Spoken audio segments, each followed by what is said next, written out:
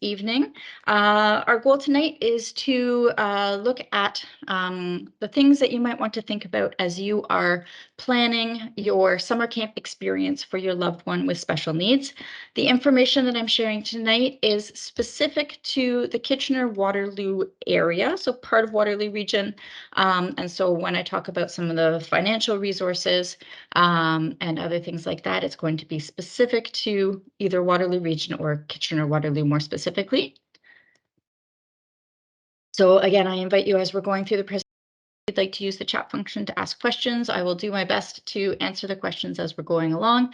Otherwise, at the end of the formal presentation, I will turn off the recording and we can have a more free flow question and answer period at that time. So things to think about while you are preparing a summer camp experience for your loved one with special needs.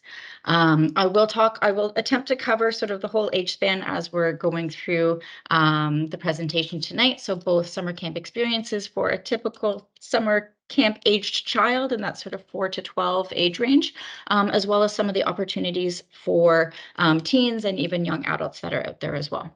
So when you sort of gather a little bit of information about what are your needs, how many weeks of camp are you looking for? What camp hours are you, restricted with your drop off and pickup abilities based on a work schedule or other limiting factors like that? Transportation and drop off logistics, if you have your own vehicle versus if you're going to be using public transportation, then the location of the camp and its access via bus routes or other transportation means might be important to you as well. And then also other financial considerations. So the range and cost of camps does vary, as well as what financial supports are out there, what you may qualify for, or what your child might qualify for based on their diagnosis as well. So when you've got some of those logistics figured out, then what are your goals? What do you want your child to get out of this experience? Do you just want them to have fun? Do you want them to have opportunities to practice some of their social skills or social engagement? Do you want them to be exposed to new leisure activities, more new sports, new recreation, things that they might discover a new passion or something that they enjoy doing? We're going to be talking about a lot about choosing a camp that's a good fit for your child. What type of sensory environment are they going to be most successful in? What activities are going to be motivating for them? What type of environment is going to keep them as safe as possible? And what are some of those things that you might want to think about as you are planning the camp experience for your child? We'll talk a lot about what your child's support needs and the different types of supports that are available at a variety of different camps. We'll sort of talk about all those kind of different categories and what that looks like. What information should you provide to the camp so that they are prepared to set your child up for success and meet their support needs? And then also at the end, we'll talk a little bit about what financial supports might be available, either based on your family's income or your child's diagnosis. So narrowing down your options and selecting the camps that are going to be the best fit for your child. So a lot of what I'm going to be talking about today is really looking at the day camp opportunities, but there's absolutely lots of overnight camps, both fairly close to Kitchener-Waterloo, as well as across the province that are really set up to provide an amazing camp experience for individuals with special needs. So just earlier this week on Tuesday, we had a virtual camp fair with several camps coming out and sharing information about their programs. So that recording will be available on the KidsAbility website within the next few days if you're interested in learning about more about those sort of overnight or residential camp opportunities. Otherwise, a lot of what I'll be sharing is sort of more of the day camp programs as well. So for kids who are new to camp or a little bit younger, day camp is usually a really great place to start.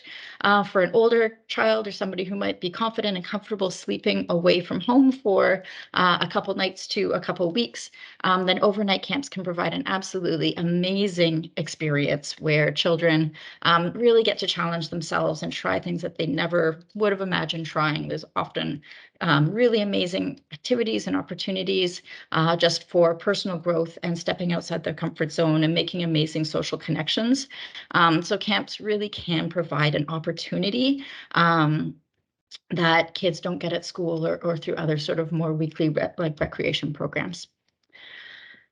So we'll talk a lot about the different types of camps. So you might hear me using the terms either inclusive or specialized when I'm talking about that tonight. Usually if I'm using the word inclusive, it's a camp for children of typically developing children that provide extra supports for children with special needs. And a specialized camp is usually a camp that designs its programming specifically for children with exceptionalities or different special needs.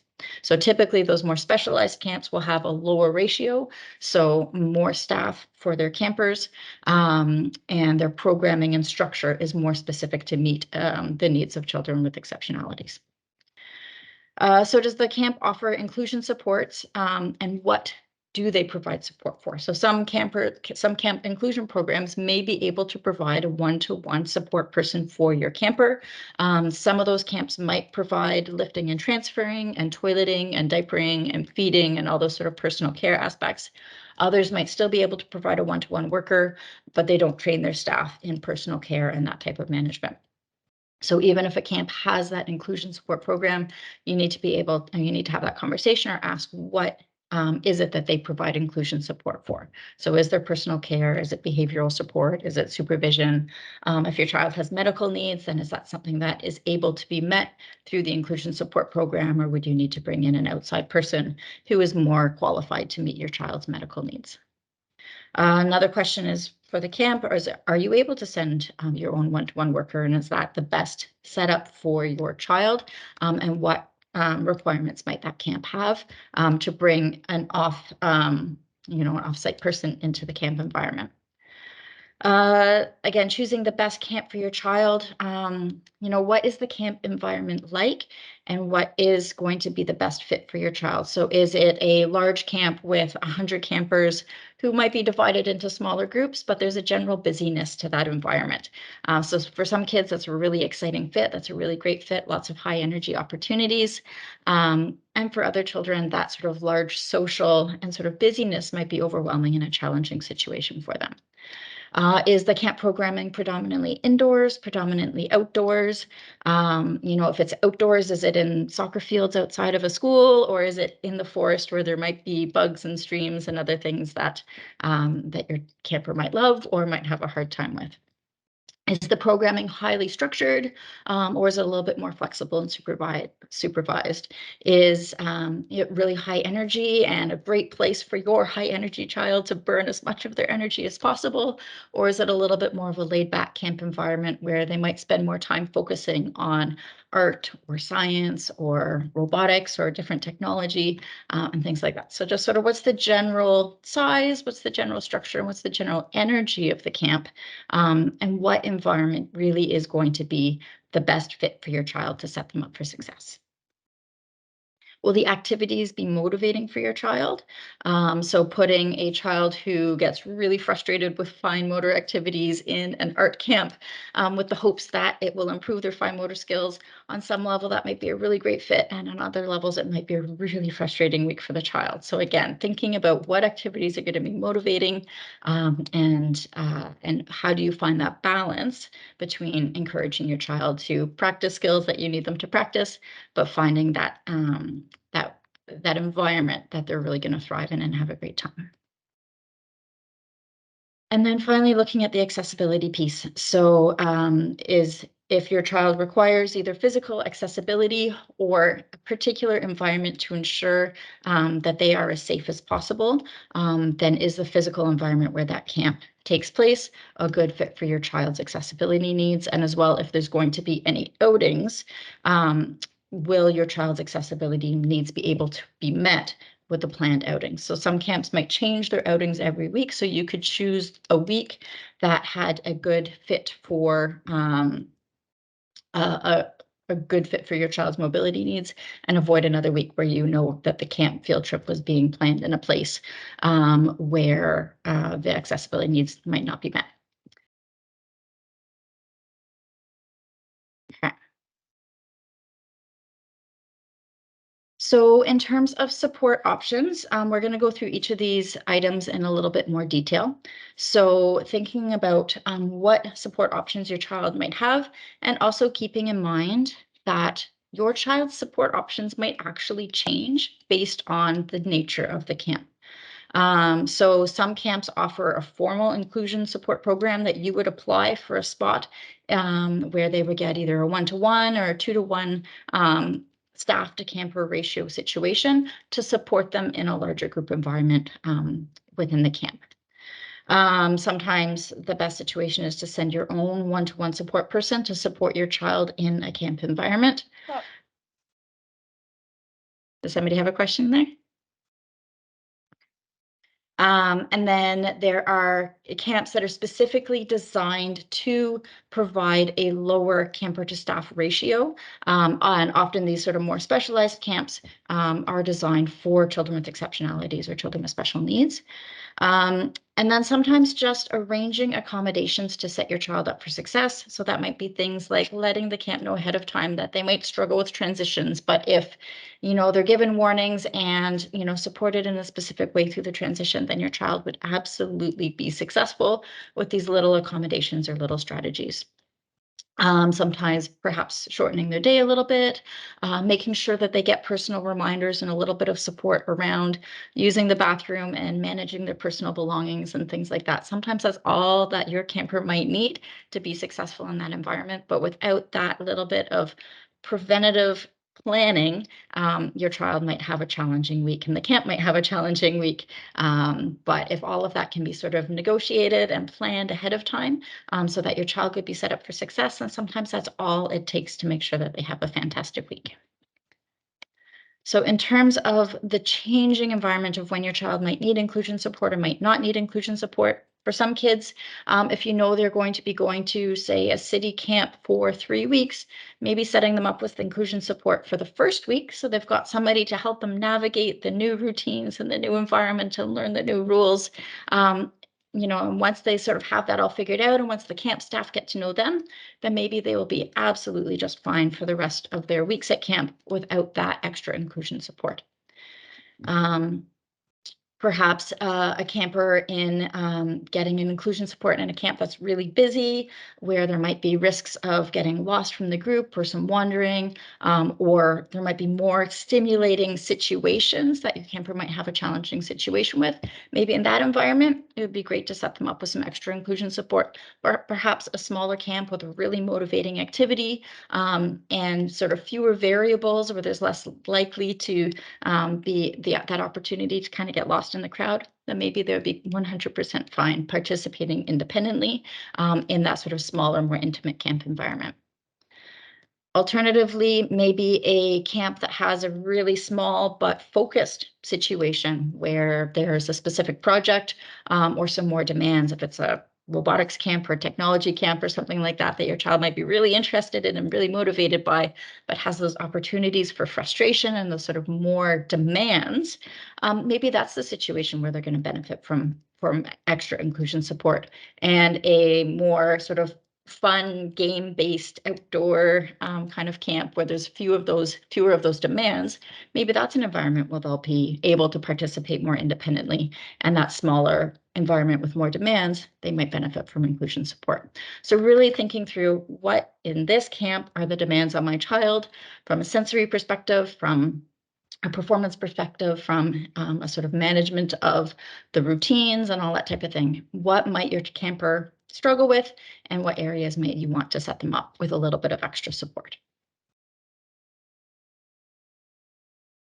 So camps that have formal inclusion programs, and the next slide will list some of the ones in our area that do have those formal inclusion programs. Most of those you need to ask them what those inclusion staff are able to provide. So I talked a little bit about some will do personal care support and some will not do personal care support.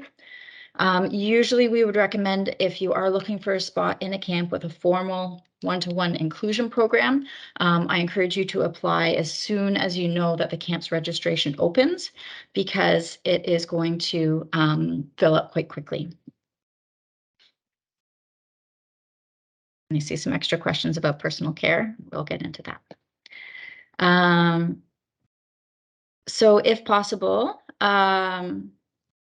So if possible, have your child meet the inclusion staff. Most of the time, these camps that have formal inclusion programs, their inclusion staff will reach out to the family, usually a week or two ahead of your child's scheduled week, to make a personal connection. So you'll know the name of the one-to-one who's been assigned to your child, a chance for conversation, and usually in the registration process, you'll have filled out a fairly complete form to give a lot of information about your child, so they have everything they need to be prepared to support them in the way that your child needs support.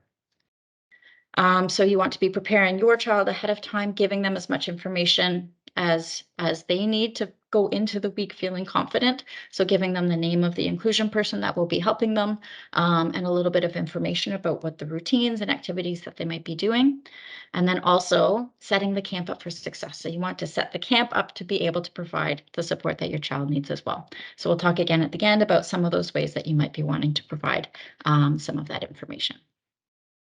So in our region, currently, the camps that do have formal inclusion programs, so City of Kitchener and City of Waterloo will both offer 2 weeks of inclusion support, and that's 2 weeks combined. So the City of Kitchener's inclusion services provides the inclusion support for both City of Kitchener and City of Waterloo. So you could choose 2 weeks of Kitchener or 2 weeks of Waterloo, or 1 week of Kitchener and 1 week of Waterloo. But that's 2 weeks total between the two cities. So for a camper to access this program, you need to complete an inclusion membership before you can register for the inclusion program. So if this is something you're interested in, I have the link here on the slides, and I'll make sure that everybody here is emailed this presentation within the next few days. But you'll need to go online, complete your inclusion membership, and once you have that inclusion membership on file, you will be able to register for the inclusion program the same way that you register for the summer camp. So if you're registering for a camp online, you also register for the inclusion program of the same week. If you're going into a community center or registering over the phone, when you register for the camp that you want, you also register for the inclusion program that's happening the same day as that camp. Now, we will be hosting a virtual camp fair, and the Inclusion Services for Kitchener and Waterloo will be there talking a little bit more about their process and sharing some additional information about that as well. So that camp fair is going to be happening next Monday on the 16th. Another camp with a formal inclusion program is Camp K. So that's operated out of the Laurel Creek Conservation Area. Their registration will open February 1st. And then Hidden Acres, which is a little further out of the region, but they do offer both day camps and overnight camps, and they have a formal inclusion program for both day and overnight camps. I've added one more on here as well. Camp Brébeuf is in Rockwood, Ontario. So one of the overnight camps with a formal inclusion program for either their day camps or their overnight camps. But again, fairly close to the Kitchener-Waterloo area if you're looking to explore an overnight option and not go too far away.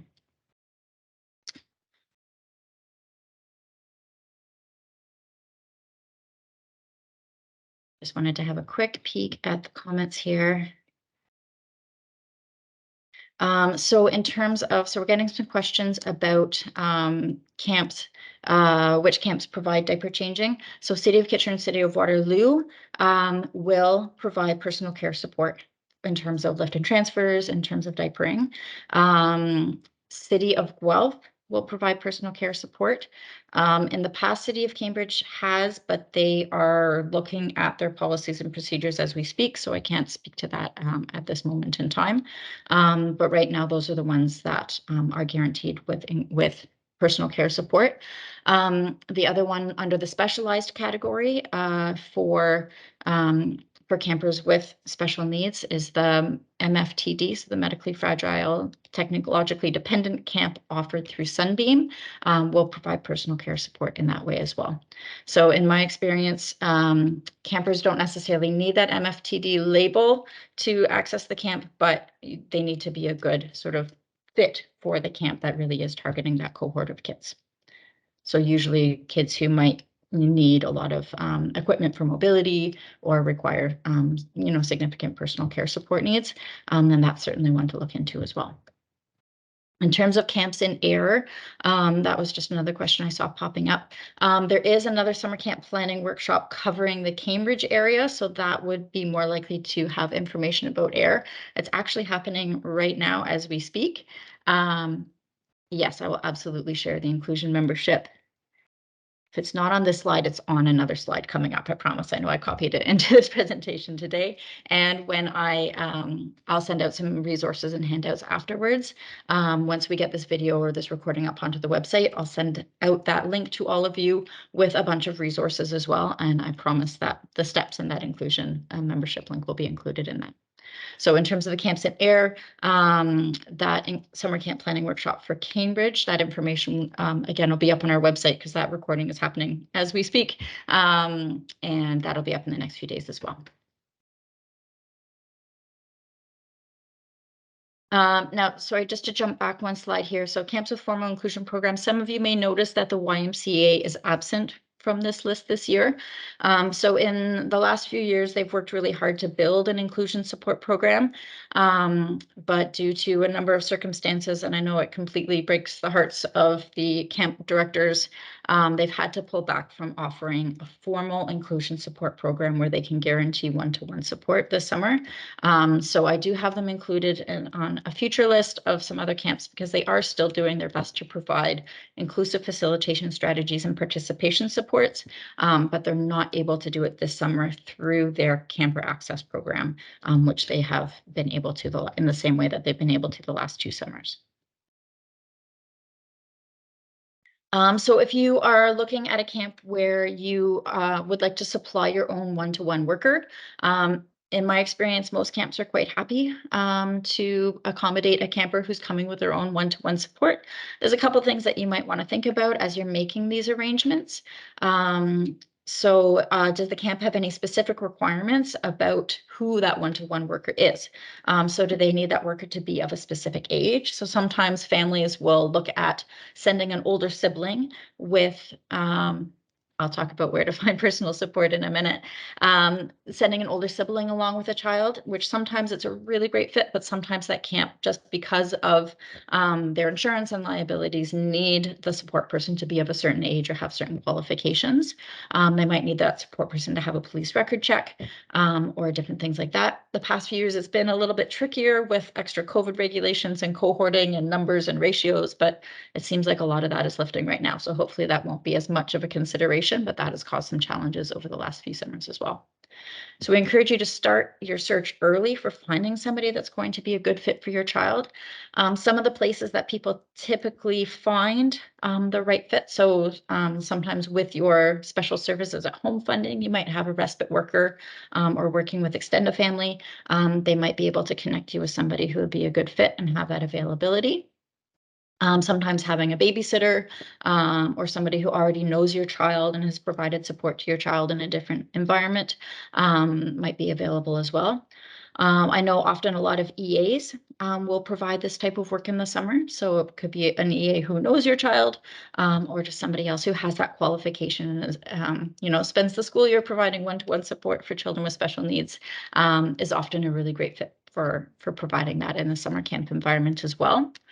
And some of the best support workers that I've known are actually the siblings who've grown up with kids with special needs. So as those siblings become teenagers, they've got a really great skill set. They're often sort of young and enthusiastic and ready to embrace all the excitement that camp has to offer, but they have an amazing toolbox just by the nature of growing up alongside a sibling with exceptionalities, that they're often in a really great position to provide one-to-one support in a camp environment. So tapping into your network of other parents who are raising kids with special needs, if they have other siblings who are in that sort of older teen age range, looking for some work experience, looking for a summer job, then they're often a really great cohort of potential workers to tap into as well. And then providing as much information as possible to your support worker about your child to make sure they have what they need to provide that support, about what the camp is going to look like or what's expected in terms of the routine and the location and the facility. So as much information as you can gather.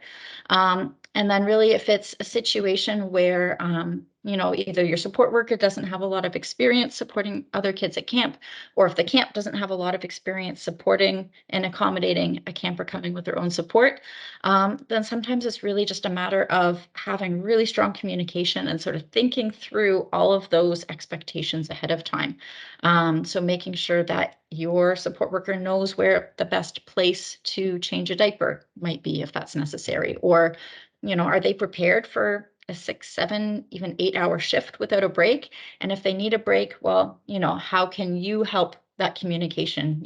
Does your support worker have the confidence to negotiate that type of thing with the camper? Do you want to set up those plans ahead of time to make sure that they get the rest and a break that they might need, so that they can be their best for your child throughout the week? So some of those sort of situations you need to think through ahead of time, especially if you're sending a support worker to meet the medical needs of your child. You really just need to make a plan for what is it that you expect that support person to be doing. Are they strictly there to manage seizures or G-tube feeds or personal care needs as well? Or are they expected to be part of the circle, singing and dancing, and really supporting that participation level as well? I will get to KidsAbility in those camps as well. So really sort of making sure that the expectations are clear, and making sure that the camp knows that what is it that support worker is there to be doing. So if the camp is expected to really be embracing your camper as an equal member of the group, and the camp staff, you're really expecting and anticipating that they're going to be providing that participation, inclusion support, and your support person is really just there in that medical emergency or to meet some of those other needs, then just make sure that all of those roles are sort of planned and communicated ahead of time, so that the week goes smoothly right from the start.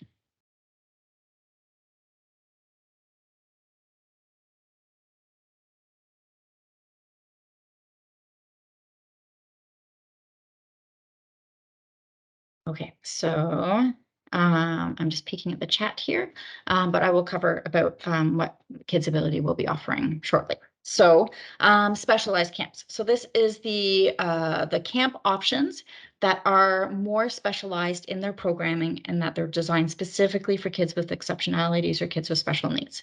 So the list of camps in our region, and these are our day camps. I've included the link to our overnight camp directory up there as well. But so Beechwood Brainery, so this is one of the local micro schools, and they run a summer camp program, and I believe their support ratio is kind of in the 3-to-1, 4-to-1 age range. So a lot of these camps, again, they have sort of smaller groups, staff that are really experienced with children with special needs, but don't necessarily run that, offer that one-to-one support. So Beechwood Brainery is one. KW Gymnastics will be running specific adapted camps this summer, so information and registration will be available in February. Camp Pride, most of their camps are going to fall under the next slide, which is sort of a really inclusive philosophy. I've got a more detailed funding slide coming up, so we'll get there. But the Camp Pride, they do run a more specialized camp just for teens, 13 and older. That would be a lower ratio. That's just more targeting kids with special needs. I have our Sunbeam camp. I mentioned that one in here. So it is an MFTD, so medically fragile, technologically dependent camp. But their eligibility for participation is a little bit more open than that. So if you feel like that might be a good fit for your camper, then by all means reach out and have that conversation to see if it's going to be a good fit. They do set up an interview and sort of a tour with any potential camper ahead of time, so they can meet the camper and you can see the facilities and just make sure that it's going to be a good fit for everybody. The City of Kitchener does run 2 specialized camps for different ages in that youth. So kids kind of transitioning out of their one-to-one inclusion program. They're offering some more youth programming. So they have 2 different camps. Last year it was, I think, 2 weeks of each age group that was running. So for those ones, registration is going to open on March 21st. Youth Exploring Possibilities is ages, I believe, 13 to 21, run by KW Hab. AIM School KW. So you'll see on another, or you might see in some of our camp directories anyway, the AIM logo. So there's both Adults in Motion, which provides day programming for adults with special needs, and they do have summer options for teens and youth as well. And then the AIM school is completely different, but it is another one of those kind of micro schools that targets students that might have neurodiversity or other learning needs, and they run a summer camp program as well. So again, it's a lower ratio, smaller group, staff that are very experienced dealing with youth with exceptionalities, offering a camp program as well. So another one sliding into September. This is just a 1-week camp right at the end of the summer. That's run by the Creative OT. And their sort of goal is to kind of get kids back into routine, to prepare them to sort of transition back into school as well. And then I have included on this slide as a specialized camp Arts Express. The details of if that one will be coming back this year or not is still kind of, we're in negotiations in terms of what that could look like or what that will look like. But that's typically a 1-week camp in the summer partnership between Laurier and KidsAbility. So I have it on here with my fingers crossed that we'll be able to offer something this summer. We just don't quite know when or what it would look like. And then I've also included Carousel Dance because they do tend to run at least 1 week of a more specialized camp for teens or older kids with special needs in that sort of dance and theater programming.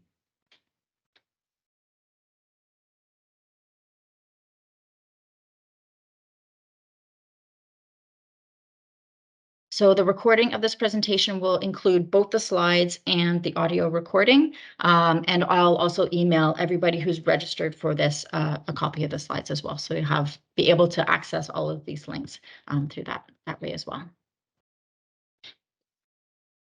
So another category of sort of inclusion or inclusive camps that I've put on here are camps that really have an inclusive philosophy. So they might not have a formal inclusion program that you can apply for additional supports through, or they may not be able to offer that 1-to-1 or 2-to-1 type of support. But these are camps that over the years have really worked hard on their inclusive facilitation. They train their staff on inclusive facilitation strategies. They may have hired additional inclusion facilitators to support the camp as a whole, but they don't set up their programming where they are in a position to provide ongoing 1-to-1 support to a camper with special needs. So Engineering Science Quest, that's they do a lot of sort of science, robotics, engineering out of the University of Waterloo. So they have a slightly more formal program actually where they do have kind of enhanced supports and then as needed supports, but they like to be clear that they don't offer 1-to-1, but they really do go out of their way to provide inclusion supports for campers to access that type of science and engineering, robotics and technology type programming. Arts Abound offers a variety of art, dance, drama, music programming throughout a number of camps throughout the summer. In the past, they have run a few weeks of specialized camp, but it doesn't look like they're planning a week like that this summer coming up. They've just put out their camp information. But they're a place that the owner is a recreation therapist by through her background, and they really do go absolutely above and beyond and like set the bar high for inclusive facilitation and just setting kids up for success. But within that, they don't have a formal inclusion program. They just have better than average ratios and really great strategies and just the way they organize their day and provide supports and provide the flow and consistency and routine that they are typically able to accommodate a lot of kids with special needs. But you really need to talk to them about if they're in a position to provide your camper with the support that they need. And also it's often the case that they prioritize the kids that are already in the program that they've already gotten to know throughout the year. They are in a better position to provide them with the support that they need through the summer. So you'll find that with a lot of other places as well. So I have put the YMCA here in terms of those camps with an inclusive philosophy, because I know that they really want to do everything they can to set your camper up for success. They're just in this summer not in a position to be offering a formal one-to-one support program, but they will still be training all of their staff in inclusive facilitation strategies in terms of understanding sensory needs and facilitating transitions, and using countdowns and reminders and visuals and all sorts of things like that to sort of make sure that their staff have the tools to communicate information and provide the sort of structure and strategies that help everybody, every camper be more successful, but some of those strategies that are really essential for some of the kids that you might be looking for a spot for camp for. I've included Camp Pride from Pride Stables on this list as well. So they don't have a formal inclusion support program, but all of their staff and all of their horses have really great experience with kids with special needs. So if you just have a conversation with them about if it's a good environment and they have if you feel like in those ratios and in that environment, your camper would have the support they need, then that could be a good fit as well. Carousel Dance Center, I've included them on this list as well for their regular camps. Again, they have a long history of providing supports and providing an inclusive environment for dancers. So again, if you were to give them a call to find out if it's a good fit for your camper, you're going to get a friendly voice on the other side of the phone, really exploring, if it's a good fit and if they have the resources to support your child in the way that they need. Woolwich Township, again, they provide inclusion training for all of their staff, and they do hire additional inclusion facilitators to support all of their staff in being as inclusive as possible and using those inclusive facilitation strategies, but they don't offer a formal one-to-one support program. And then on here, I've also included many of your favorite recreation programs. So a lot of camps out there, sort of karate studios or dance studios or other small recreation organizations might offer, a few weeks or even a whole summer of summer camp. And they might not sort of offer a formal inclusion program or have statements about their inclusion or the types of support they can offer. But if they know your child, and if they've done a great job supporting your child to participate in their weekly program, it's have a conversation with them to see if they feel that your child could be successful in their camp as well. So often, once they've gotten to know your child is familiar with the staff, your child's familiar with the environment and the routines and the rules and the expectations, then they're already so far along the path to being set up for success that in that environment, they are much more likely to be more independent and more successful. So often that's a really great fit. So choosing those organizations and sticking with those that are familiar with your child, then it's probably going to take fewer sort of supports and strategies to help them get through the day. Another category of camps.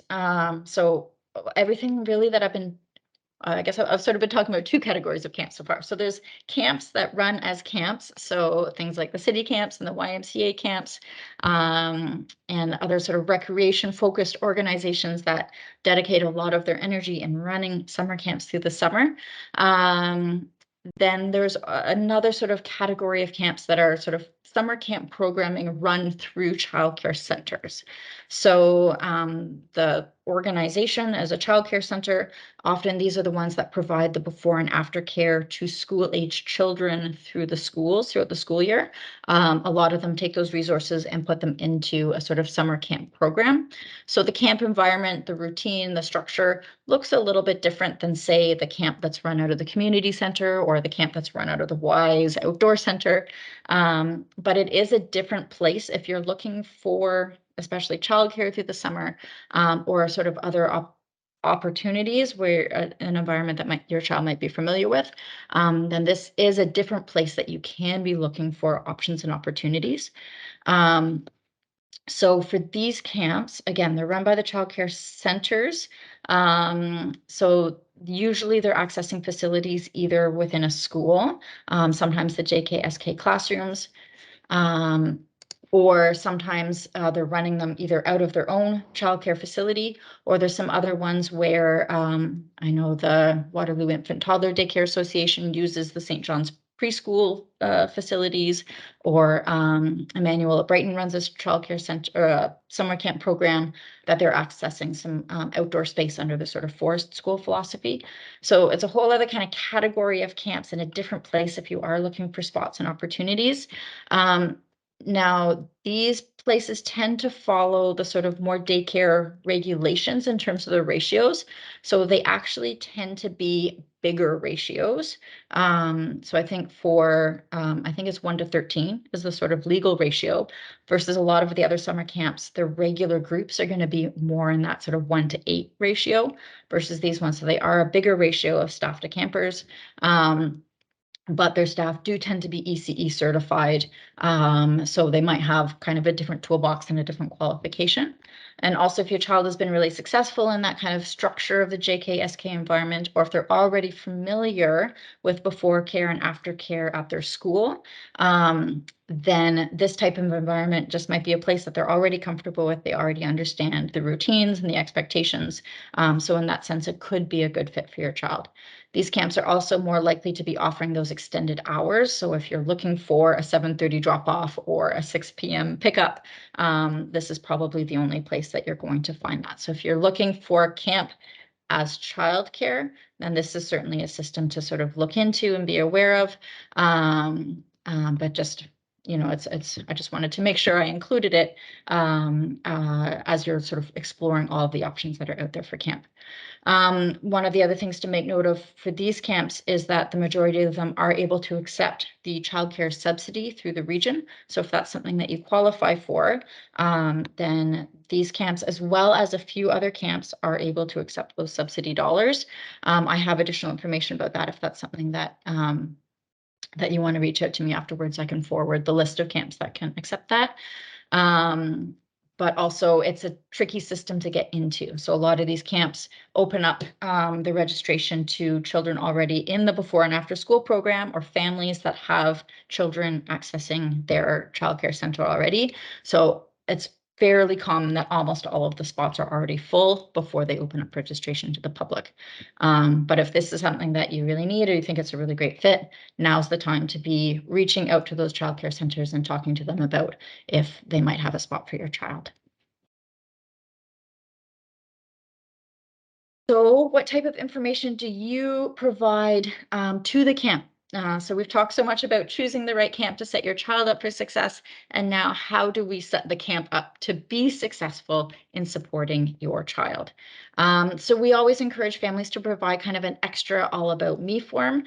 Some camp registration forms, they might have a separate inclusion form that is really thorough and you have the chance to share everything that you might want to be sharing. Or it might not have a lot of space for you to be providing information and strategies and everything you want the camp to know to make sure that that they're ready to support your child and implement those strategies right from the minute they meet them. So providing an extra all about me form, it could be 1 or 2 pages, it could be 4, 5, 6 pages, depending on what you want to say and how you want to set it up. But it's just a chance to provide a snapshot of your child so they can get to know them and find ways to connect with them quickly and get those strategies implemented right from the minute that they meet your child, so that it goes as smoothly as possible right from the start. So I will be sending along some additional resources and handouts. I'll send a couple samples of what these all about me forms might look like, as well as a handout on some categories of information that you might want to think about, or some strategies that might, get your thoughts going about what strategies might be most helpful for your child in that camp environment. So here's an example of sort of those types of categories of what it could look like. So a little bit of a background or a picture of your child, perhaps some information about what the sensory considerations might be, their communication, both their expressive language and the receptive language, what's motivating for them, things that they might need help with, if there's anything from a medical, any allergies, any seizures, anything safety in terms of impulsivity or how they behave around water, or safety awareness near parking lots or cars or different things like that. Are they prone to wandering? Things like that.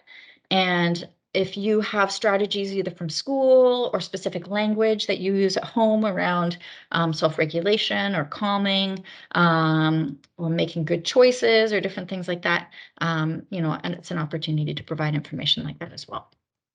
So what might that look like?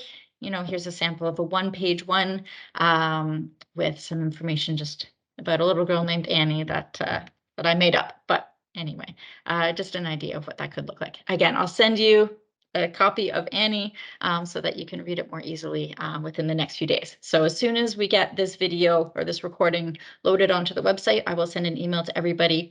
You'll have the handout on how to write an All About Me form. You'll have a number of samples.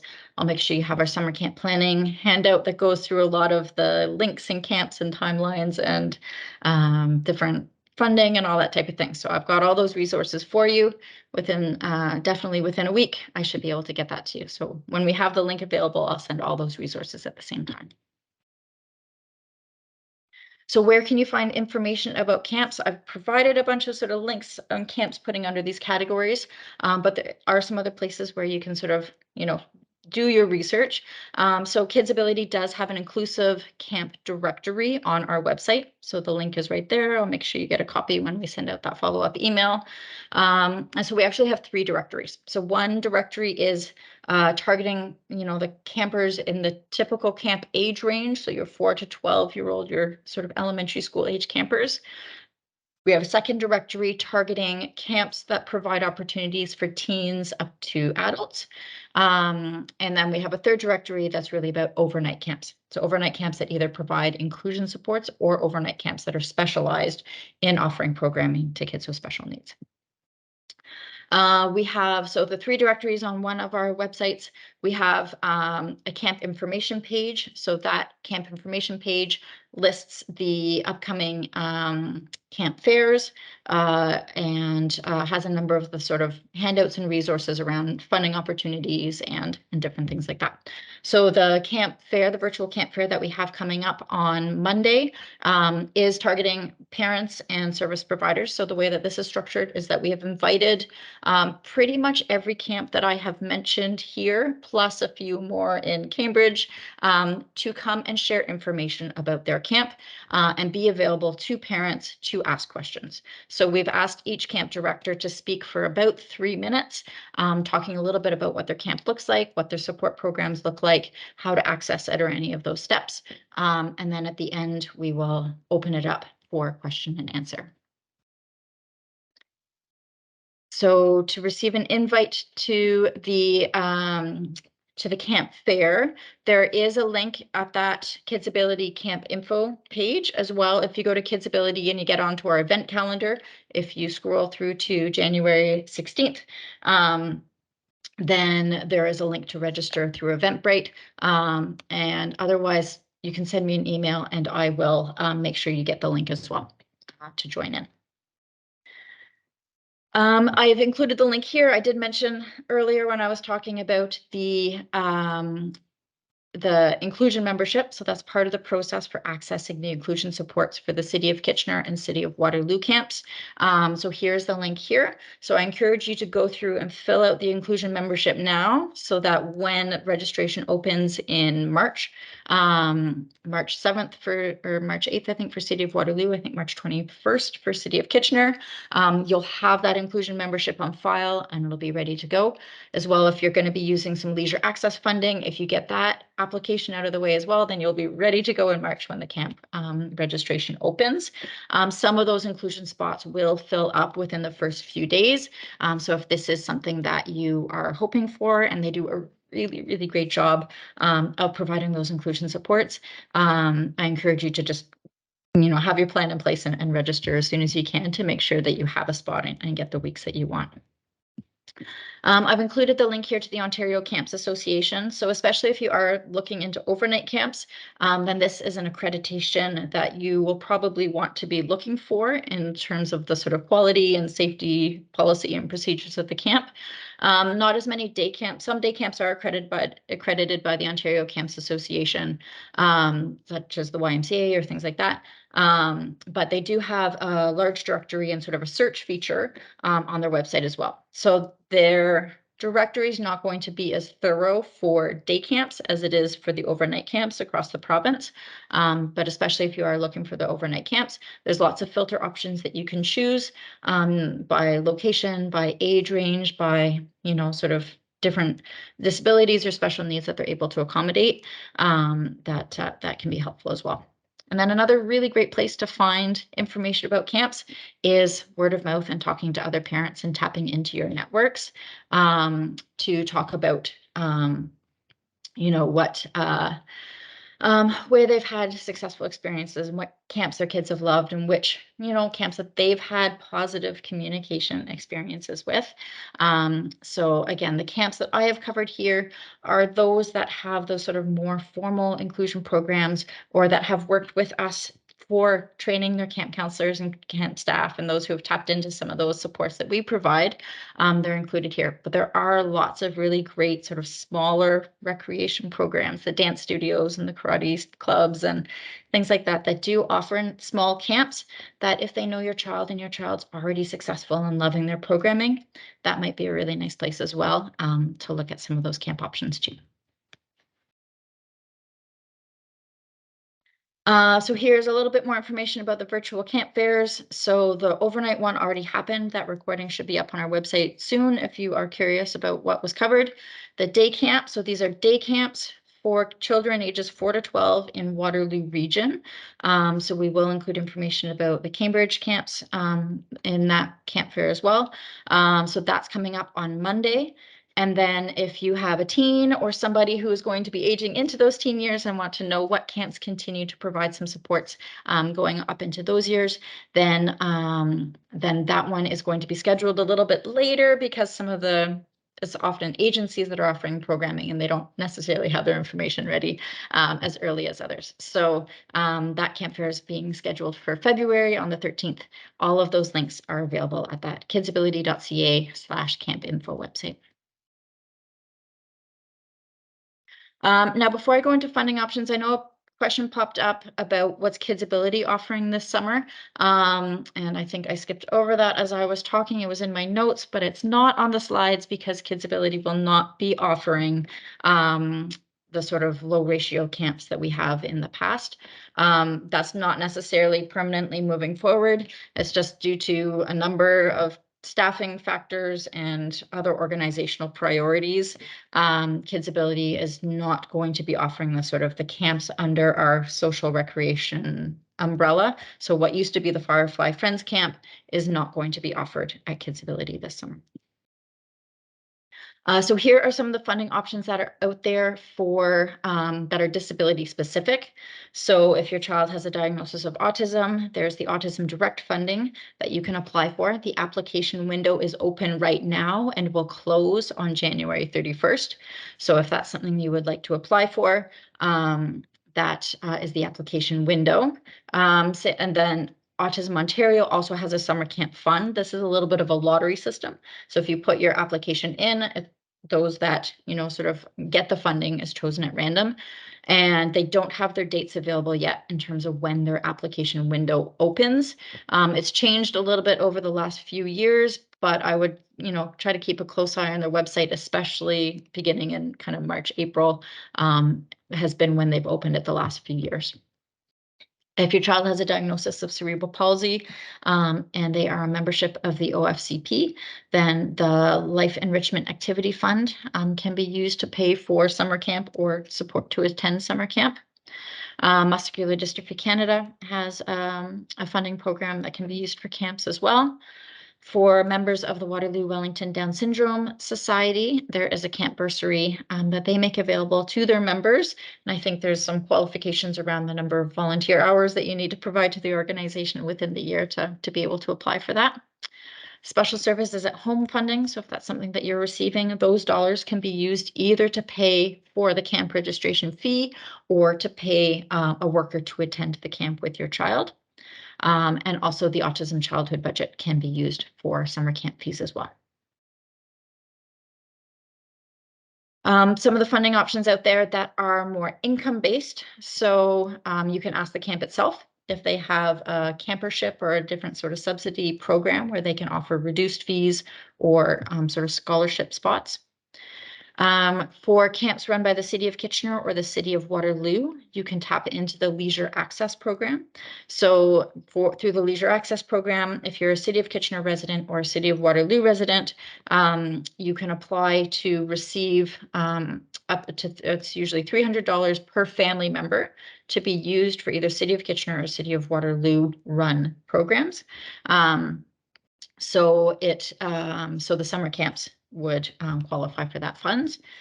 If the camp has, I believe it needs to be 50% of the programming needs to be considered physically active, and then it would qualify for Jumpstart funding. So this is through the Canadian Tire Jumpstart Fund.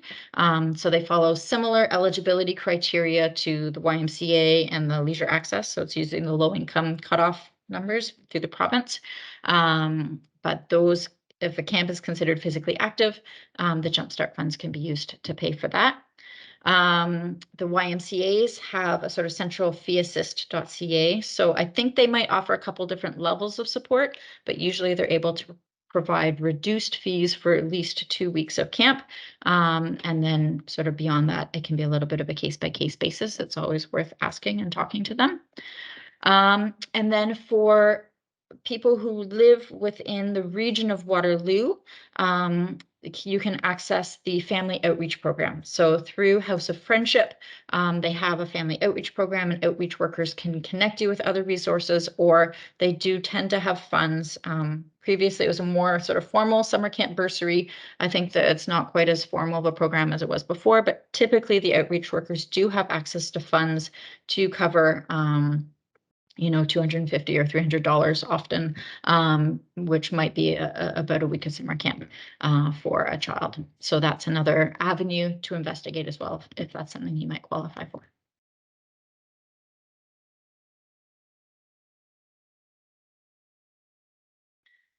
So just a couple quick notes on preparing your child for camp. Again, you know your child the best, so you know what information to give them and when, but really doing what you can to prepare your child to set them up for success, to be less anxious and have the information that they know what's going to be expected and what the routine might look like.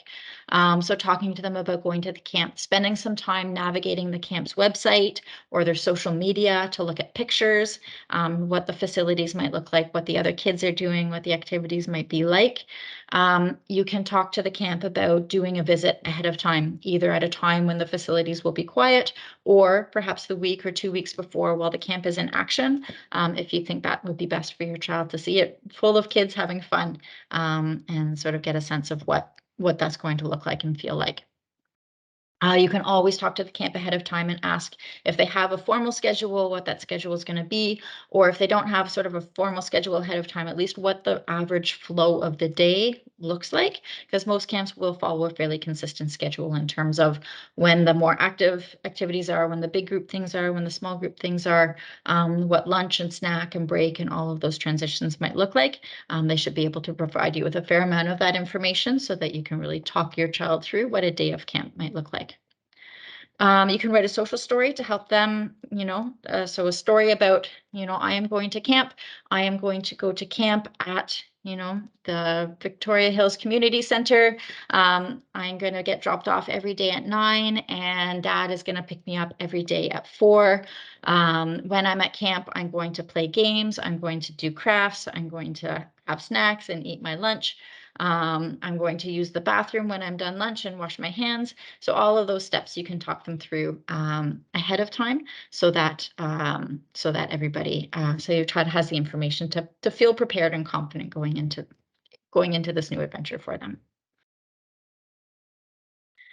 And so, in conclusion, a child, if you choose the best camp for the child, that's going a long way into setting them up for success. So they're going to thrive in the environment that has the resources and support and knowledge and tools to set them up for success. So you want your camper to be successful. Your camper wants to be successful and have fun, and I promise the camp wants them to be successful and have fun too. So really, it's a matter of sharing information at the right time, the right information and the right strategies, and finding that camp that is the best fit, that has the tools and has the attitude to really work with you and communicate with you to set your child up for success, because everybody does want that week to be successful and they want your child to have fun, make friends, and learn new skills.